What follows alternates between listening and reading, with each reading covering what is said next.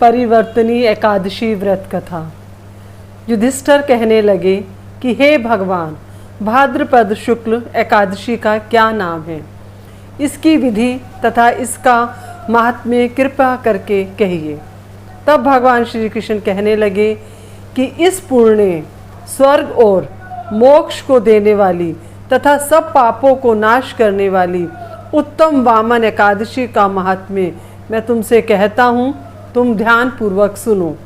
यह पद्मा एकादशी, परिवर्तनी एकादशी, जयंती एकादशी भी कहलाती है। इसका यज्ञ करने से वाजपेय यज्ञ का फल मिलता है। पापियों के पाप नाश करने के लिए इससे बढ़कर कोई उपाय नहीं। जो मनुष्य इस एकादशी के दिन मेरे वामन रूप की पूजा करता है, उससे तीनों लोग पूज्य होते हैं। अतः मोक्ष की इच्छा करने वाले मनुष्य इस व्रत को अवश्य करें। जो कमल नयन भगवान का कमल से पूजन करते हैं, वे अवश्य भगवान के समीप जाते हैं।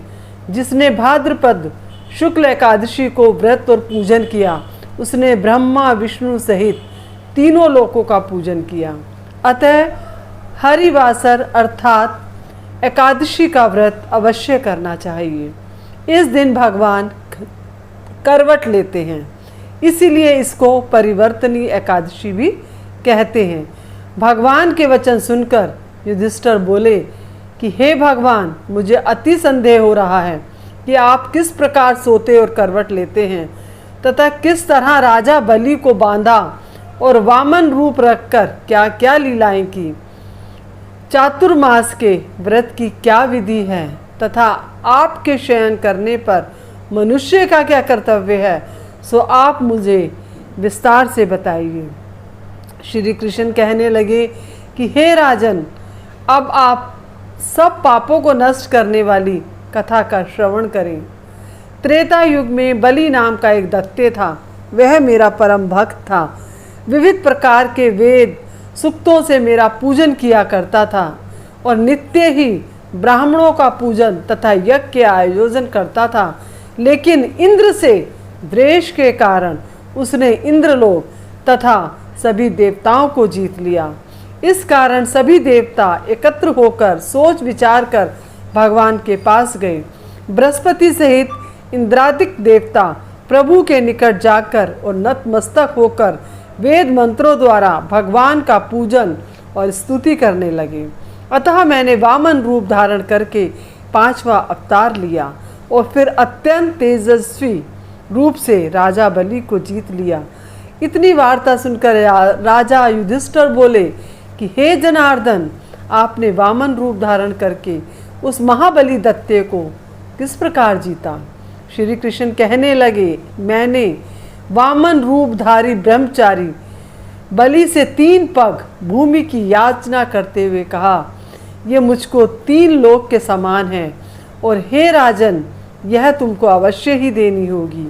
राजा बलि ने इसे तुच्छ समझकर 3 पग भूमि का संकल्प मुझको दे दिया और मैंने अपने त्रिविक्रम रूप को बढ़कर यहाँ तक कि भूलोक में पद, भूलोक में जंघा, स्वर्गलोक में कमर, महलोक में पेट, जनलोक में हृदय, यमलोक में कंठ की स्थापना कर सत्यलोक में मुख, उसके ऊपर मस्तक स्थापित किया।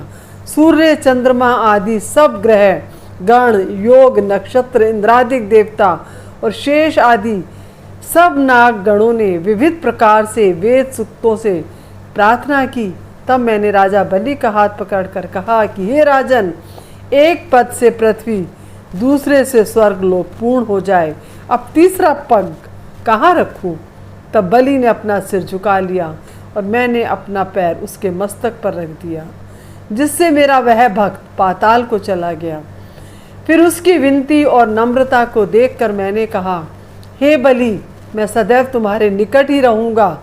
विरोचन पुत्र बलि से कहने पर भाद्रपद शुक्ल एकादशी के दिन बलि के आश्रम पर मेरी मूर्ति स्थापित हुई। इसी प्रकार दूसरी क्षीर सागर में शेषनाग के षष्ठ पर हुई। हे राजन, इस एकादशी को भगवान शयन करते हुए करवट लेते हैं। इसीलिए तीनों लोकों के स्वामी भगवान विष्णु का उस दिन पूजन करना चाहिए। इस दिन तांबा, चांदी, चावल और दही का दान करना उचित है। रात्रि को जागरण अवश्य करना चाहिए।